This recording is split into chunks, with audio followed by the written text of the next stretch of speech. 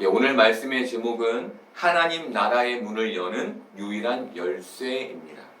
여러분, 세상에 진귀한 금은 보화가 가득이는 황금성의 문을 열 수 있는 단 하나의 황금 열쇠가 여러분의 손에 쥐어져 있다면 여러분은 어떻게 하시겠습니까?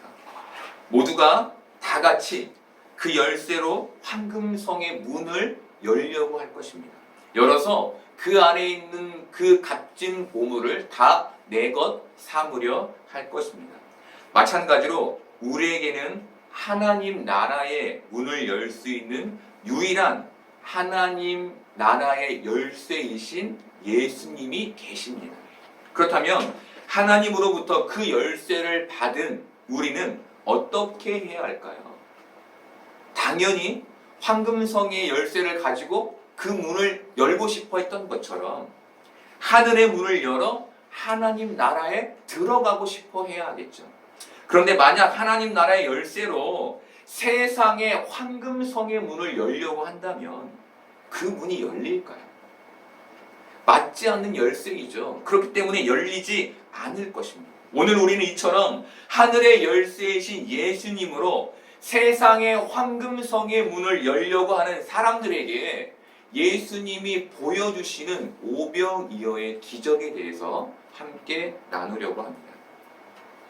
오늘 우리가 본 오병이어의 기적은 네 복음서 모두에 기록되어 있습니다. 이것은 오병이어의 기적이 그만큼 중요하다는 것을 의미합니다.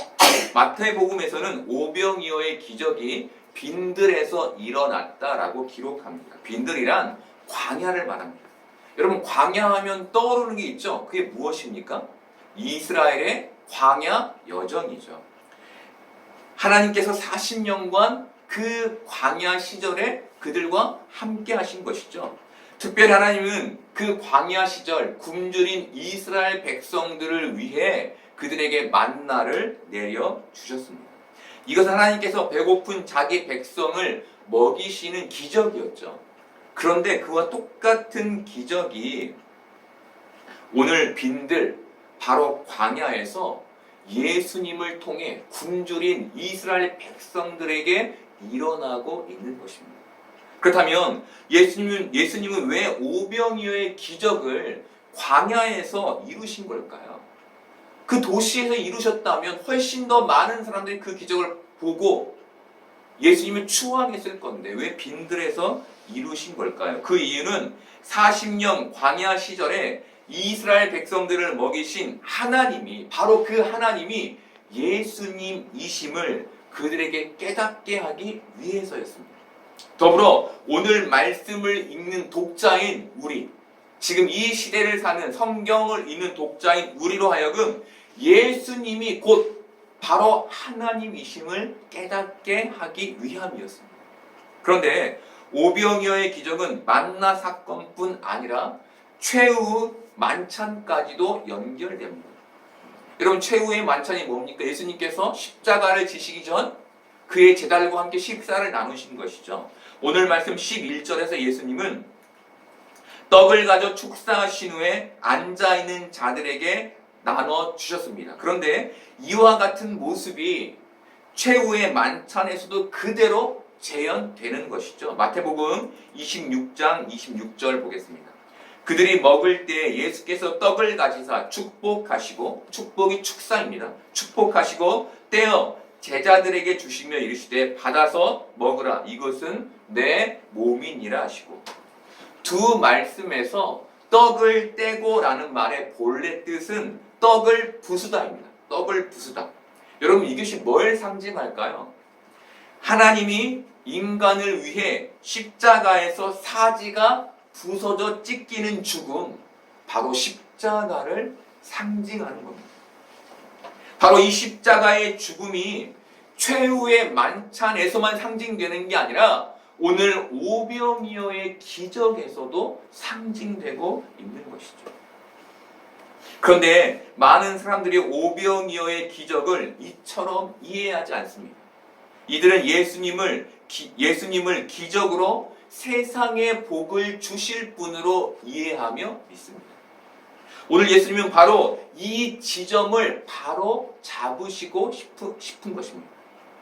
여러분, 오병이어의 기적은 우리에게 세상의 황금성의 문을 열 수 있게 하는 황금 열쇠를 주시기 위한 사건이 아닙니다. 이것은 우리에게 하늘의 문을 열 수 있게 하는 하늘 열쇠이신 예수님을 알아보게 하는, 깨닫게 하기 위한 사건이었습니다. 즉, 오병이어의 기적은 예수님을 통해 하나님 나라에 들어갈 수 있는 영적인 구원 사건인 것입니다. 오병이어가 담고 있는 의미가 그것인 것이죠. 그런데 많은 사람들이 십자가 사건을 세상의 황금성을 열 수 있는 사건, 그 열쇠가 우리에게 주어진 사건으로 알고 믿고 있는 것이죠. 제 짝이 아닌 열쇠로 문을 열려고 하고 있는 거예요. 그런 실수, 그런 착오를 범하며 신앙생활하고 있는 겁니다. 오늘 성경은 큰 무리가 예수님을 따랐다고 말합니다. 그리고 그 이유를 병자들에게 행하시는 표적을 보았기 때문이라고 말합니다. 많은 사람들이 예수님을 육적인 표적 때문에 예수님을 쫓았다는 것이죠.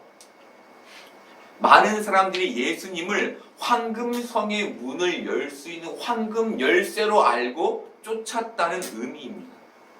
우리가 개신교 신앙을 가지고 있는 것처럼, 우리가 개신교 신학을 가지고 있죠. 이것처럼 이 당시 유대인들은 유대 신학을 가지고 있었습니다.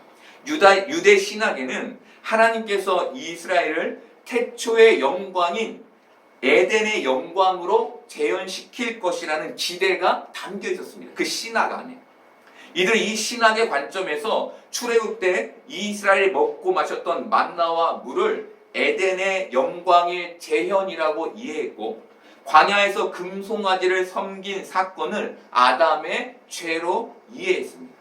그리고 이들은 모세를 그들을 태초의 영광으로 회복시켜줄 선지자로 이해했습니다. 그런데 모세는 어떻게 됩니까? 출애굽 1세대들과 함께 광야에서 죽게 되죠. 이것으로 인해 그들은 태초의 영광으로 회복시킬 제2의 모세를 기대하고 있었는데, 바로 그 기대를 가진 사람들 앞에서 예수님이 오병이어의 기적을 일으키신 것입니다. 이 일로 그들이 예수님을 따르며 예수님을 왕 삼으려 했던 것이죠. 더불어 그들이 예수님을 육적인 왕으로 삼으려 했던 또 다른 이유는 그들이 선민 사상을 가지고 있었기 때문이었습니다. 그들은 자신들을 하나님의 선민, 하나님께 선택된 민족으로 이해했습니다. 선택된 민족으로서 그들에게 구원은 당연한 것이었어요. 당연한 것. 자기가 은혜로 얻어야 될 것이 아니라 이미 자기에게 주어진 것이었다는 것이죠. 그래서 이들이 영적인 메시아가 아닌 이미 구원을 받았기 때문에 육적인 메시아, 육적인 왕을 기다렸던 것입니다. 그래서 사람들이 14절에서 예수님을 가리켜 그 선지자, 우리가 기다리던 제2의 모세라고 부른 것입니다. 여러분, 현대의 기독교에도 똑같은 사고를 하는 사람들이 많습니다. 그들은 나는 이미 예수로 구원을 받았다. 내 구원은 보장되어 있다고 믿습니다. 이들에게 구원은 이미 따놓은 것입니다. 그래서 이들은 영적인 구원에는 관심이 없습니다. 대신 이들의 관심은 이 땅에서 얼마나 풍요롭고 건강하게 사느냐에 있습니다. 이것이 이들의 신앙 목표입니다. 그런데 오늘 성경은 예수님이 유대 신앙을 가진 이들을 피해 혼자 산으로 가셨다라고 말합니다. 15절 보겠습니다. 그러므로 예수께서 그들이 와서 자기를 억지로 붙들어 임금 삼으려는 줄 아시고 다시 혼자 산으로 떠나 가시니라. 여러분, 예수님은 유대 신앙을 가진 자들을 떠나셨습니다. 그렇다면 여러분은 지금 어떤 신앙, 어떤 믿음을 가지고 있습니까? 예수님을 내 육신적 풍요를 책임져 줄 분으로 이해하고 있습니까? 아니면 영혼의 구원을 이루신 분으로 이해하고 있습니까? 여러분, 예수님은 자신을 세상에 임금 삼으려 했던 사람들을 떠나셨습니다. 이게 뭘 의미할까요? 예수님은 그런 사람들의 믿음과 함께 하시지 않는다는 것입니다. 예수님은 세상에 임금 삼으려는 사람들의 기대를 충족시켜주기 위해 이 땅에 오시지 않았다는 것입니다. 예수님은 하늘의 문을 열 수 있는 유일한 열쇠로 이 땅에 오셨다는 것입니다. 그렇다면 우리는 세상의 어떤 필요도 기도해서는 안 되는 걸까요? 우리는 아무것도 하나님께 구하지 않아야 되는 걸까요? 아니죠. 우리는 우리의 부족함을 채워주실 수 있는 유일한 분이신 하나님께 우리의 필요를 놓고 기도하며 간구해야 합니다. 왜죠? 우리는 유한한 피조물이기 때문입니다. 중요한 것은 이 기도가 무엇을 전제하느냐입니다. 무엇을 전제하느냐. 예수님을 세상의 황금성의 문을 열어줄 열쇠로 이해한 사람들은 기도를 하나님의 힘을 이용할 수 있는 방법으로 이해하고 사용했습니다. 쉽게 말하면 왕의 능력을 이용하여 내 사리 사욕을 채우려 했다는 것이죠. 여러분, 이것은 올바른 간구의 모습이 아닌 거예요. 올바른 간구의 전제는 겸손입니다. 겸손. 겸손은 하나님께서 주셔야만 하고 하나님께서 일하셔야만 한다는 마음입니다. 내 힘으로는 하나님 할 수 없어요. 하나님이 일하셔야 돼요. 하나님이 주셔야 돼요의 마음. 그게 겸손인데 그 마음으로 기도하는 게 올바른 기도인 것이죠. 여러분은 어떤 기도를 가지고 있습니까? 하나님의 힘을, 하나님의 능력을, 그 전지전능함을 이용하여 내 사리사욕을 채우는 기도를 하고 있습니까? 아니면 이 땅에서 하나님이 주시지 않으면 안 되기 때문에 그분 앞에 겸손히 엎드려 하나님께 나의 필요를 진중히 간구하고 있습니까? 바울은 로마서 7장 5절에서 정욕에 대해서 이렇게 말합니다. 우리가 육신에 있을 때에는 율법으로 말미암는 죄의 정욕이 우리 지체 중에 역사하여 우리로 사망을 위하여 열매를 맺게 하였더니. 율법으로 말미암는 죄의 정욕이란 내 힘으로 하나님의 은혜를 얻어내려는 욕심을 말합니다. 앞에서 말씀드린 것처럼 내 기도의 시간, 내 기도의 노력으로 하나님의 힘을 이용하여 내 사리사욕을 채우려고 하는 게 정욕이라는 것이죠. 그런데 이것이 뭘 맺습니까? 사망을 맺는 거예요. 사망. 성경은 그렇게 우리에게 얘기해줘요. 즉 겸손과 반대되는 말이 정욕인 것입니다. 그렇다면 정욕과 같은 말은 뭘까요? 정욕과 같은 말이 교만인 거예요. 나의 힘으로 하나님 살 수 있습니다. 우리가 말은 그렇게 하지 않지만 내 마음에 그런 마음이 있잖아요. 내 노력, 내 지혜면 가능하다는 생각 가지고 있잖아요. 그거 하나님이 내려놓기를 바라시는 거예요. 야곱은 약복 강가에서 하나님과 씨름했습니다. 그때 씨름에서 이긴 분은 하나님이셨습니다. 그런데 하나님은 야곱에게 하나님과 겨뤄 이겼다는 뜻의 이스라엘이라는 이름을 주셨습니다. 야곱은 씨름에서 환도뼈가 부러졌습니다. 싸움에 졌습니다.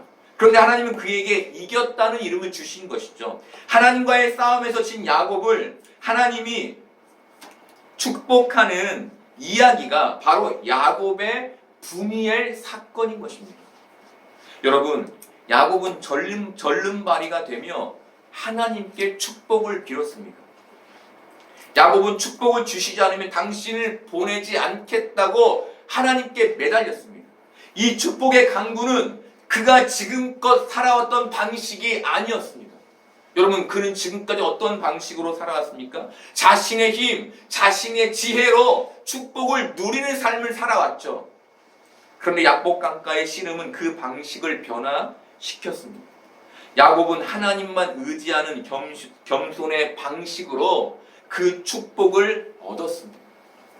하나님은 야곱의 이 변화를 축복하시며 싸움에서 진 야곱에게 네가 이겼다라는 이름의 이스라엘을 허락하신 것입니다.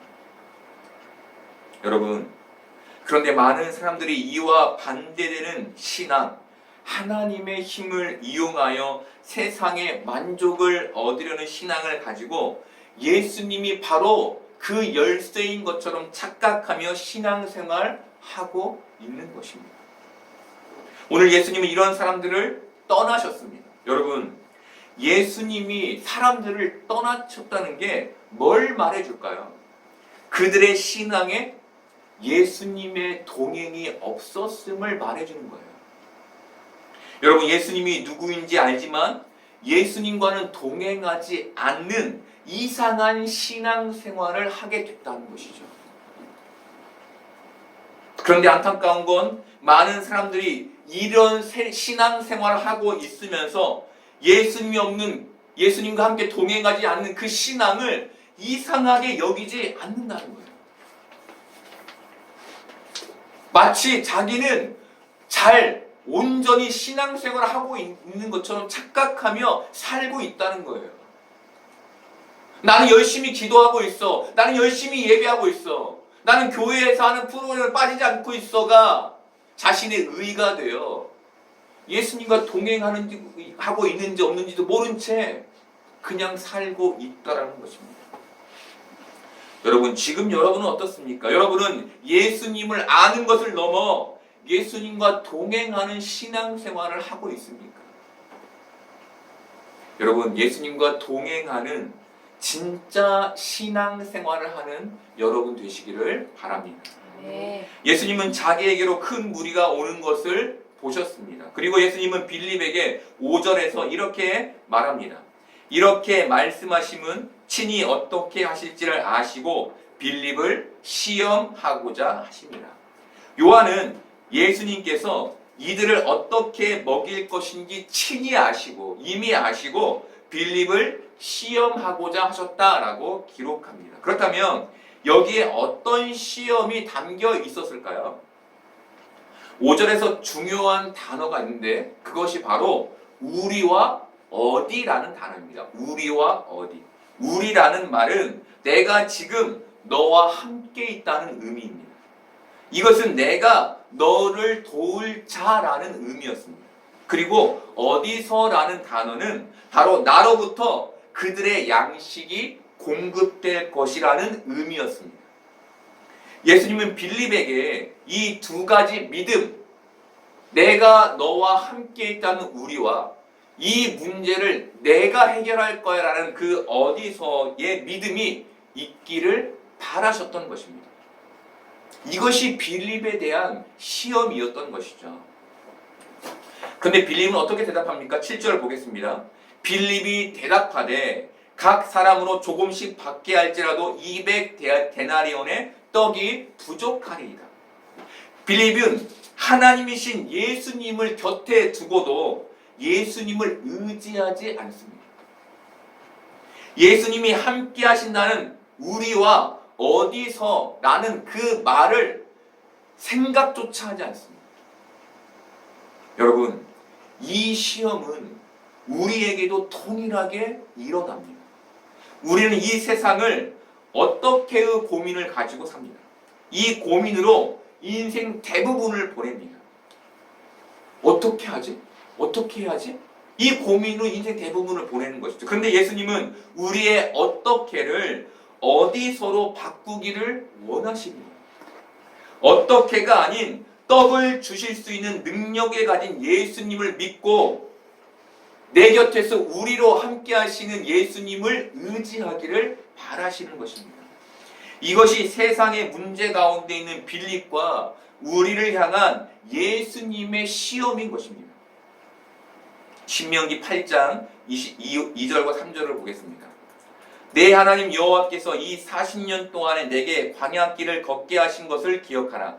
이는 너를 낮추시며 너를 시험하사 내 마음이 어떠한지 그 명령을 지키는지 지키지 않는지 알려 하심이라. 너를 낮추시며 너를 줄이게 하시며 또 너도 알지 못하며 내 조상들도 알지 못하는 만나를 내게 먹이신 것은 사람이 떡으로만 사는 것이 아니요 여호와의 입에서 나오는 모든 말씀으로 사는 줄을 내가 알게 하려 하심이니라. 하나님은 40년 동안 이스라엘 백성들을 광야길을 걷게 하셨습니다.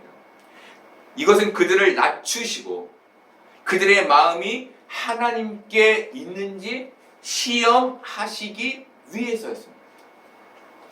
그리고 하나님은 그 이유를 사람이 떡으로만 사는 것이 아니요 여호와의 입에서 나오는 모든 말씀으로 사는 줄을 알게 깨닫게 하기 위해서라고 말씀하셨습니다. 우리가 세상을 사는 방법이 세상의 떡에 있지 않고 하나님의 말씀의 떡에 있음을 알게 하시기 위해서였다는 것이죠. 그것이 그들에게 광야 생활을 주신 이유이며 그들을 낮추신 이유라는 거예요. 낮춘다는 게 뭡니까? 여러분, 고난을 얘기하는 것이죠. 그 이유였다는 거예요. 아니, 너희는 세상의 떡, 그게 아닌 나의 말을 의지하며 사는 존재들이야를 알게 하시기 위해서. 여러분, 이 말씀은 하나님께서 이스라엘 백성들에게 만나를 먹이시면서 하신 말씀이었습니다. 만나를. 그리고 오늘 예수님은 이스라엘 백성들을 오병이어의 기적으로 먹이십니다. 여러분, 왜 먹이실까요? 세상의 떡이 아닌 하늘의 떡이신 예수님을 의지하기를 바라셨기 때문이었죠. 예수님은 마태복음 6장 30절부터 33절까지 해서 이렇게 말씀해 주셨습니다. 오늘 있다가 내일 아궁이에 던져지는 들풀도 하나님이 이렇게 입히시거든 하물며 너희일까 보냐. 믿음이 작은 자들아. 그러므로 염려하여 이르기를 무엇을 먹을까 무엇을 마실까 무엇을 입을까 하지 말라. 이는 다 이방인들이 구하는 것이라. 너희 하늘 아버지께서 이 모든 것이 너희에게 있어야 할 줄을 아시느니라. 그런즉 너희는 먼저 그의 나라와 그의 의를 구하라. 그리하면 이 모든 것을 너희에게 더하시리라. 아멘. 여러분, 어떻게 고민 속에 있는 영혼들에게 하는 말이죠. 그렇죠.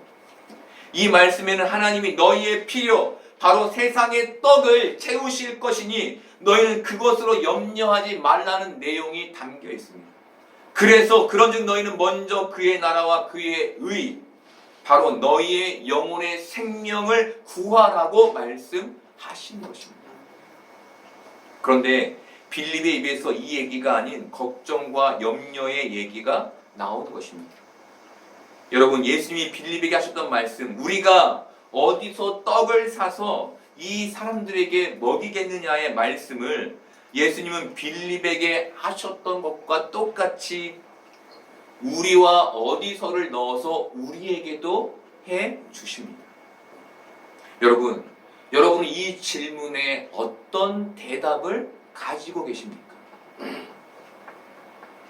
우리는 어떻게가 아닌 예수님이면 하실 수 있습니다의 그 어디서의 대답을 갖기를 바랍니다. 아멘. 그 대답으로 인해 예수님과 동행하기를 바랍니다. 아멘. 그렇다면 우리는 어떻게 이 대답을 가질 수 있을까요? 이 어떻게의 세상에서 우리와 어디서의 대답을 어떻게 가질 수 있을까요?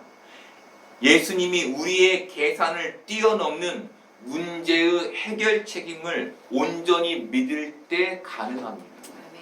그래서 예수님께서 먹을 것을 염려하는 이들에게 믿음이 작은 자들아 라고 말씀하신 것이죠.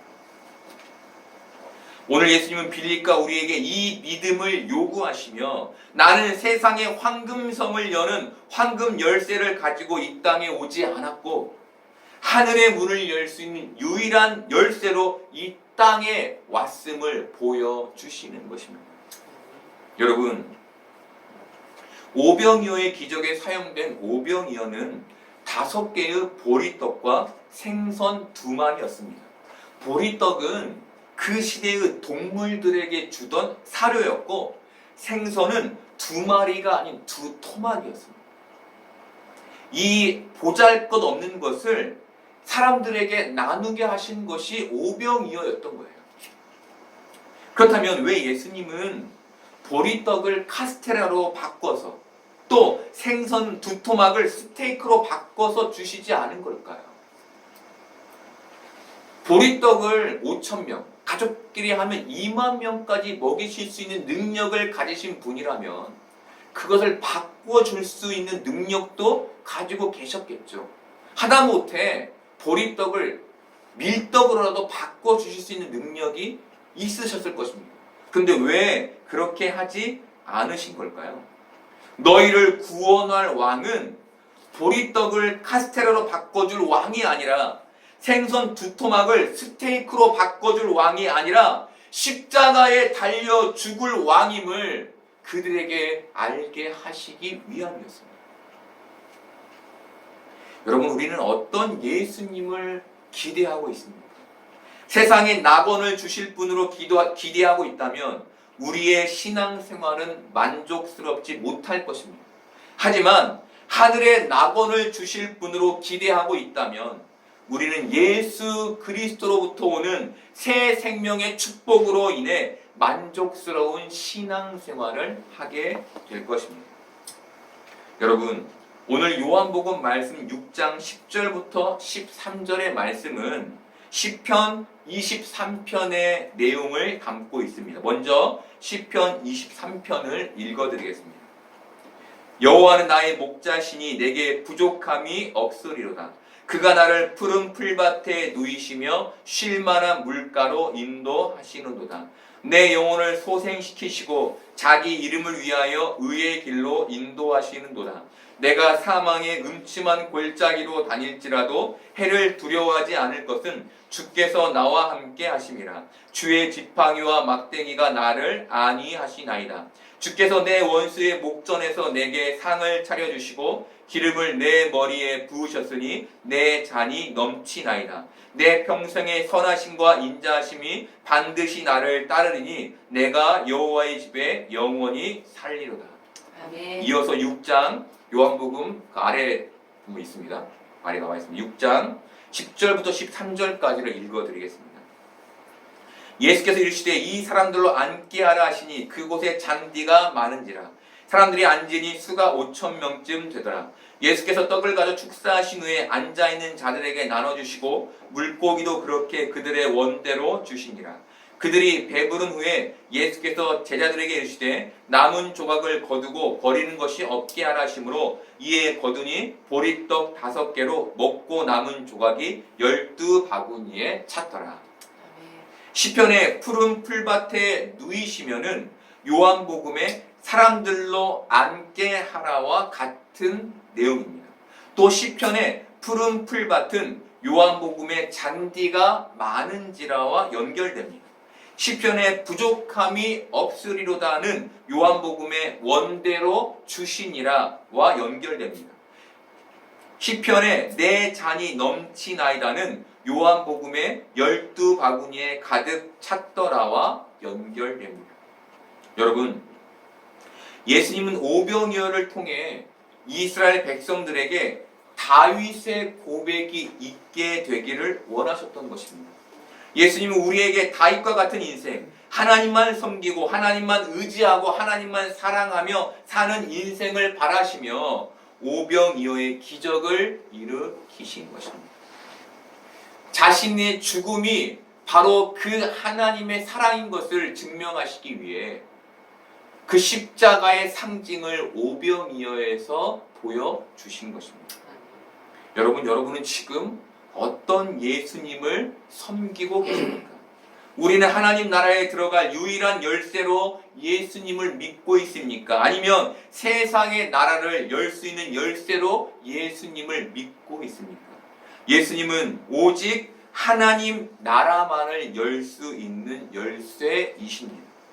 여러분, 우리가 만약 예수님이란 열쇠로 세상의 황금성의 문을 열려고 하고 있다면 이제 멈추기를 바랍니다. 하나님이 예수님을 오직 하나님 나라의 문을 열 수 있는 열쇠로 우리에게 주셨기 때문이죠. 아멘. 여러분, 예수님이 우리를 떠나지 않고 우리와 동행하게 하기 위해 우리가 황금성의 열쇠를 내려놓고 예수 그리스도를 우리 마음에 가득 담기를 바랍니다. 아멘. 이론의 이 땅에서 풍성한 하나님 나라의 삶, 바로 그 생명의 삶을 누리는 여러분들 되기를 소망합니다. 아멘.